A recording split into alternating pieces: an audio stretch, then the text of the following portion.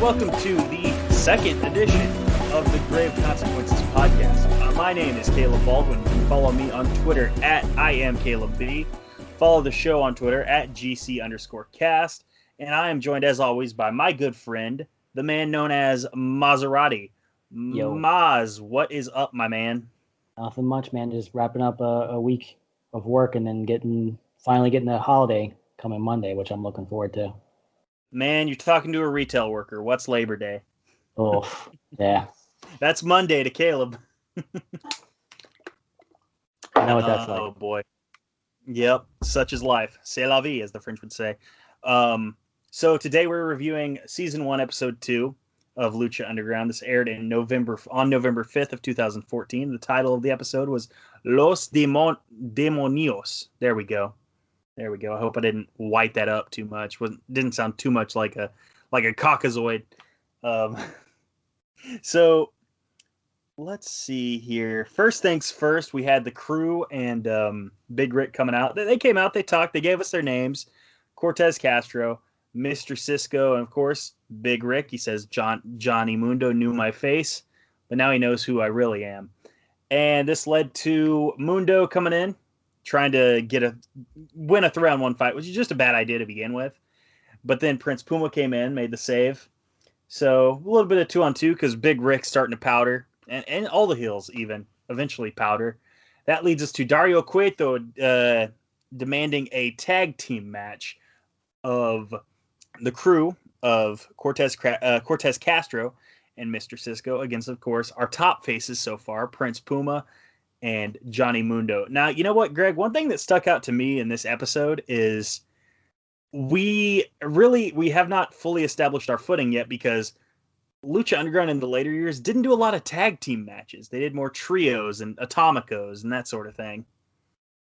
Yeah, they're getting there. They're still introduced. They still haven't introduced everybody. No, we still got a lot of the very important names that haven't come out yet. They don't have enough people. So yeah, that's the thing. And I remember hearing stories about, not to verify them, but a lot of their guys were trying to come over from Mexico and they had trouble at the border. So they had a very limited roster for their first set of tapings. So it wouldn't surprise me if even the first 3 or 4 episodes were kind of a limited roster. I could see that, but I mean that helped them like condense and really. I mean, it's a lot. It's not all their main stars eventually because some people became stars, but it is a lot of the core foundation for the first season, at least. And you had your relatively big names on the roster that came from WWE. You had your Zeke Jackson and your Johnny Mundo on the show as well, and your Chavo Guerrero. So those are good stalwarts to have for now to build around what you have to build around. So what did you think of the tag match here, Greg? I mean, it was establishing Prince Puma and Johnny Mundo as badasses. I mean, they definitively beat the crew. Yeah, and there isn't even much to say about it. It wasn't a squash, but they just rolled through them. No, and the match was fine. There's certainly nothing to complain about here. If I'm not mistaken, didn't the finish come when Prince Puma did he hit a 630 on this one? They both did stereo. Or was it just a 450? Yeah, it was the fourth. They did stereo 450 shooting stars or splashes, and they both got a double pin. Like that's why I say it was definitive because they just stomped them at the end. It was all to get both of those two over with the crew. And my favorite part of the match was the fact that the whole time Big Rick was just sitting on the stairs, like on the walkway, just smoking a cigar. Like fans were right next to him. He's just sitting there smoking. I don't know why, but that just kind of tickled me. The fact that he was just chilling on the steps, just taking a drag. Yeah, just dragging on his stogie there. Yeah, that's one thing. Big Rick, I remember Big Rick really won me over when I rewatched the first season because they do something with him later on that like you really get behind him, you know? It was the line where he says he knows my face. Was that Big Rick was from WWE as well, right? Yeah, he was Ezekiel Jackson in WWE. I wasn't watching back then. I guess that was the reference for Johnny knows my face, and now he knows who I am. Yeah, because they were there around the same time. Okay. Was he good in WWE? He was fine, you know. Because I'll save my opinions for later in the seasons, but did he have health issues? So, yeah, he had some health problems. He kind of just shuffled off the roster and spent about a year in purgatory, and then he got cut. So that was like the last we heard of Ezekiel Jackson in WWE. What about in Lucha? Because I thought he kind of, I don't know, the way he ends up is kind of weird. He basically retired between season 1 and 2, so they had to write him off on a comic book, actually. Oh, oh, okay. That's what so he was part of the comic they did between the two seasons. Yeah, he was. I think between the first and second season, his skull was in the throne of one Mil Muertes. Spoiler alert. Oh, really? Yeah. See, they should have pushed that comic book so much because every time I learn more about it, there's so much more cool stuff. It's basically like Lucha Underground's like Mortal Kombat mixed with wrestling. Like, and people are going to find that out as we go forward. You haven't seen it; it hasn't gotten crazy yet, but it gets nuts. And without spoiling any more of what you just said, that's like the biggest prime example of how crazy it gets. It's I don't know, it adds to the cinematic way it presents like vignettes and everything. It's a complete total TV show, and I love it. Absolutely. Like I said before, it is a show about wrestling and not a wrestling show. After commercial, Conan's talking to Puma after he won his match, and Conan basically says, "Hey, good job, but don't trust Johnny Mundo." So, for those who have seen season 1, Conan may be onto something. You know, it's funny I think he says somebody at some point mentions that Mr. Cisco's fighting style is prison shower style. Yeah. Stryker said he was talking to Cisco, and he said, he says that Cisco said, "Oh, it's prison shower style, Holmes." That's how Stryker said it too. Like, geez, dude, it's not something to be proud of. No, but it does. I mean, it makes me think you're a tough fighter. So, and by the way, one quote from the Puma and Conan altercation. Conan says, "This Mundo guy, he ain't your friend, and this ain't your fight." Mm-hmm. Mm-hmm. He says you can't trust him, but you can trust me. I'm the only one you can trust. And if someone ever tells you that, you can't trust them. Maybe not, but knowing what we know of the Prince Puma arc, he may not be wrong. It's half right. Yeah. Vignette on Mil Muertes and Katrina, and I don't think we actually see Katrina in this vignette, if I'm not mistaken. We don't see her until later. I think we hear her voice. Yes. Maybe? Okay. Such a lovely voice, but yeah. All right, so next up on the match docket was the intergender tag team match or as I just call it in Lucha Underground, a tag team match of Son of Havoc and Ivelisse, who has yet to get her super awesome nickname that she will get later on in the season. We have that tag team against the tag team of Chavo Guerrero Jr. and Sexy Star. Story of this: Sexy Star trying to avenge her loss last week against Son of Havoc, and it's pretty well what she does, man. What'd you think of this tag match here? At one point I got to point out how Ivelisse does like a capoeira kick just out of nowhere, and it's what is it? It's the Martella de Negativa. It's like something you'd see like Eddie do in Tekken, but it's like one of the world's strongest kicks. It's like I think only a Taekwondo kick is faster and stronger, but the capoeira kick has more mass, and so it generates more force. I was watching it when I saw it. It reminded me of a Human Weapon or Fight Science video I looked up just to clarify to make sure I wasn't crazy. But yeah, it's like if it were a real kick, she would have done some damage. It's always weird when they try to incorporate martial arts, into wrestling, and once you start having to fake it, it looks fake. You're just like you start going like, well, that would never work in a real fight. But if you were a capoeira person and you knew how to fight, like in a street fight, you could do some damage. So I don't think she ever does anything capoeira like again. No. Yeah, it's interesting to see, how these characters start off and knowing where they go. Also worth noting that Chavo Guerrero hit Son of Havoc with the frog splash and then tagged in Sexy Star to get the wheelbarrow victory roll. So a bit of a good guy action there from Chavo, and I'm sure that will stick. I'm sure nothing will happen, especially on tonight's episode, that would contradict what happened here. Well, they said it was a redemption for Sexy, but he did the frog splash, and then he just tags Yeah. her in to get the pin. It follows up the previous episode of what they're doing with her. It's like they're trying to build her up, but rewatching, and I'm like, she just kind of seems like a loser that other people have to help and get the win for her. I don't know. Maybe I'm Yeah. overthinking it, but it just seemed like, Well, okay, Chavo got the win, and now she's just taking the credit for it. Good for her, I guess. I hear what you're saying, but to my knowledge, right around Aztec Warfare, which I believe is episode 9 of season 1, they kind of hit reset on a lot of characters in this show. So, some of the arcs we're seeing right now may not stick forever. It's funny you say that because I'm rewatching it, and I remember thinking, like, halfway through the first half of the show, I was like, this is all right. But once we get to the second half, I guess it does reset because it gets way better, in my opinion. Yeah, absolutely. These they haven't been slogs per se, but like they are not what the show will become. Yeah, they're not as good as it gets. They're not hard to get through. It's not hard to enjoy or watch. Like, these are good. It's just when you've seen something better, it's you notice. Yeah.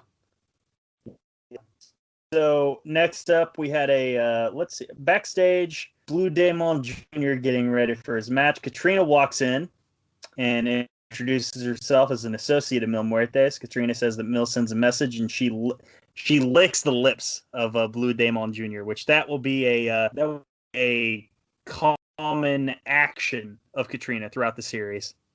Yes, and I think even a few people like want that. They go after it at some point because I everyone do wants to believe kick this so. ass. Yeah. I Yeah. think maybe Joey Ryan sets it up in one episode, which that hasn't aged well given recent events. No, I guess it doesn't. But it's funny with his character. It kind of fits though. Oh yeah, his character. I'm just saying his character has Yeah. not aged well. No. Let's says there was another Prince Puma and Conan vignette. It looks like it was more Prince Puma training, if I'm not mistaken. You know what? There's a vignette of Prince Puma, and they're talking about it's Conan talking about how he found him in a neighborhood fighting for his life. Mm-hmm.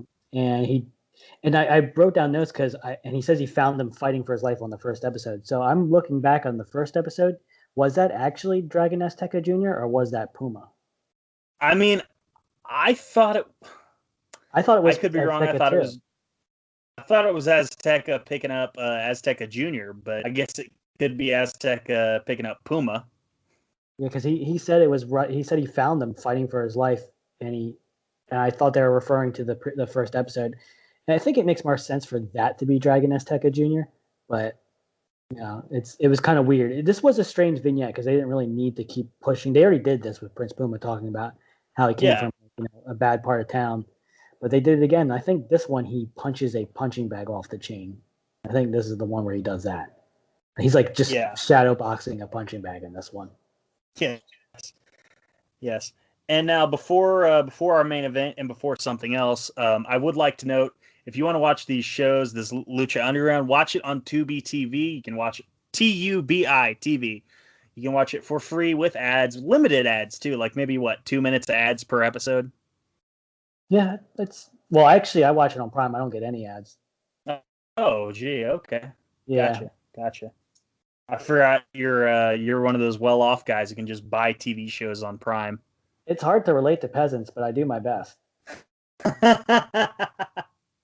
That's great. So we're about to talk about our main event of Blue Demon Jr. and the debuting Mil Muertes, but before that, I want to talk to you guys about Manscaped. Greg, how do you feel about Manscaped? I love it. It's the best thing ever. You love it.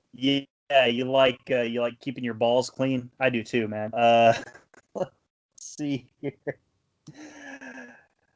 Oh man. Lawnmower 3.0, guys. Great stuff. Third generation trimmer features a cutting-edge ceramic blade to reduce manscaping accidents.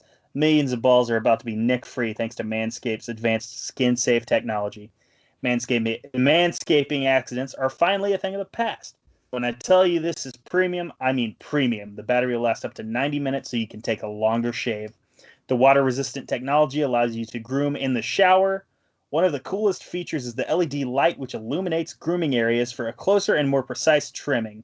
They've also upgraded to 7,000 RPM motor with quiet stroke technology. And let's not forget about the charging stand. Show your mower off loud and proud, because this intelligently designed stand is a convenient charging dock powered by USB. If you're listening to me speak right now, I want you to experience it firsthand for yourself. Trim that junk of yours. Get 20% off plus free shipping with the code SUPLEX at manscaped.com. Your balls will thank you. Again, get 20% off and free shipping with the code SUPLEX at manscaped.com. That's 20% off with free shipping at manscaped.com and use code SUPLEX. So, main event time, Greg. I know, and this is a good one. It is too, man. Because this, oh my God. Now, Mil Muertes is already pretty badass here. He's going to get so much more badass in the future. He's never not badass. No, exactly. Exactly, man. Exactly. Like his one moment of like, non-badassery might be in the first Aztec warfare, but even then, like, still such a badass, you know? I can't even remember that any bad moments. I mean, he comes out here. It's less of a match. It's more of this is a street fight. Like I forgot one of his moves was he just runs and punches the shit out of you. Like he just clocks you. And I'm like, it's such a simple move, but my God, like Rich's style of wrestling, like Rich Latta Pro Wrestling. Rich Latta Pro Wrestling, yeah. Yeah. Mine is anytime someone just gets the shit kicked out of them like that. Like just the shining elbows, Yakuza kicks, running just right hands. Like, love it. Like that's MPW, huh? Yep. Nice, man. So, like, one thing I noticed from this match, it's a lot of Muertes just dominating the shit out of Blue Demon, and Blue Demon, like, fighting for his life.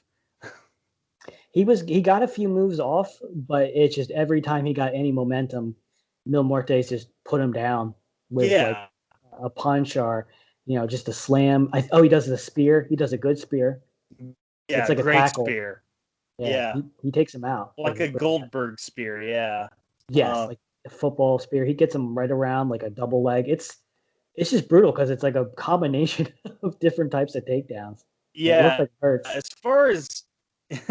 As far as style goes and the flow of the match, this reminded me a lot of the John Cena and Brock Lesnar SummerSlam 2014 match. Because, again, it was just one guy fighting for his life while the other guy just kind of, had his way with him.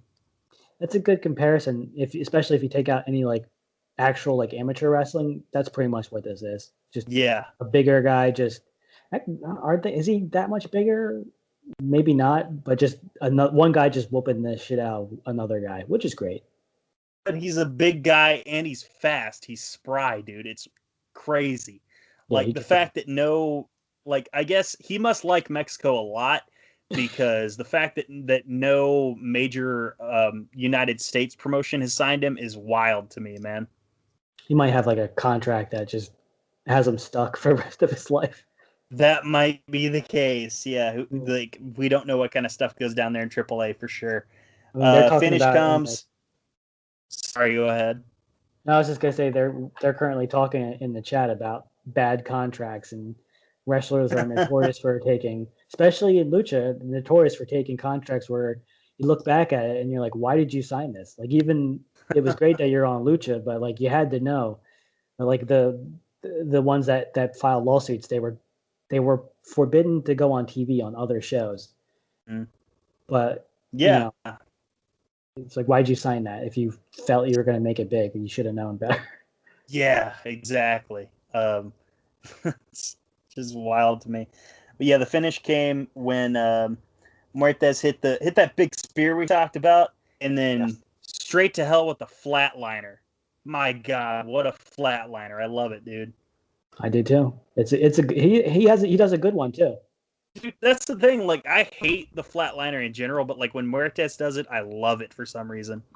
Is it the ring pad? Because it just sounds like he just smashes their face into the ground.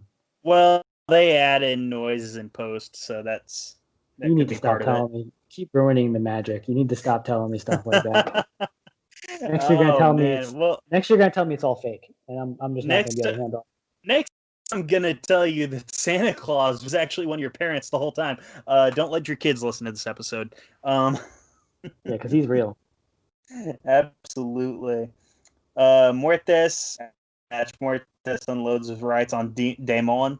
Katrina hands Muertes something to hit Demon. It's the stone, by the way.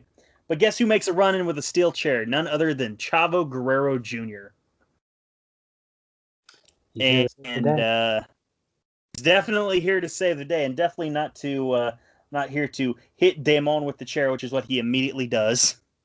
Yeah, this was. I mean, if you didn't see this coming, like you either never watched a wrestling show. I mean, it was painfully obvious. I mean, not that it was bad.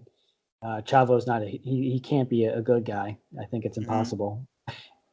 Yeah, no, it's Chavo Guerrero, definitely not one of my top faces in a promotion I'm running. But after this, also he hits two referees. He hits two wrestlers. One was a black guy and one was a white guy. I think the black guy was Famous B, if I'm not mistaken, but also could have been Willie Mack. I don't know. No, he was taller than. I don't know if he was Famous B, but yeah. I think he was taller and lankier. Because Willie Mack's kind of he's stocky, like. Yeah. Got like a Prince Fielder type build. Yeah, I couldn't tell who it was though because he had long hair. Yeah. Exactly. I don't think Famous B. I think Famous B had dreads at one point, but I could be mistaken. It could have been him then because he did have dreads. Okay. Awesome. I'm pretty sure. I will look into that, and I will tweet something from my main account because that's where I have most of my followers at. That reveals who that was, by the way. So I look forward to that on September 10th. I have no idea. I have no clue. You know, I don't know if we even see that white guy again. There's an episode coming up later. I think it's third season or fourth season where a pizza. I was looking up on IMDb, and there's a pizza guy that's credited. I don't know if you remember the match, but there's a pizza guy. That should be season 4, episode 1. Okay, I'm waiting for that. Not mistaken. Yeah, he just. Anyway, we'll talk about that a couple years down the line. So Chavo again hits two refs, hits two wrestlers. Already hit Damon with the chair. Sexy Star comes in and says, "What are you doing? What are you doing?" Chavo I was like, "Okay, I'll ease up, whatever." Bangs the crap out of that chair off of Sexy Star's skull. Oh yeah, he did. He knocked her out. Yeah. And what's funny is I believe on Talk Is Jericho, he revealed like Chavo talked about Sexy saying like, "Hey, don't hold back," and he's like, "I didn't. I laid it in." Jeez. Yeah. With everything they know about chair shots.